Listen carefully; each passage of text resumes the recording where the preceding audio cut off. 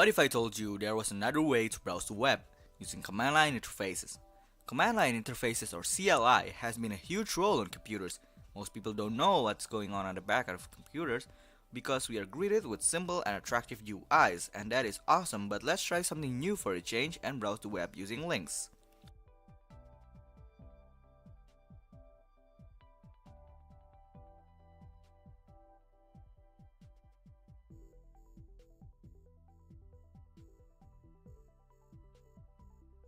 Lynx is a text browser for the World Wide Web running on Unix, DOS, as well as EMX.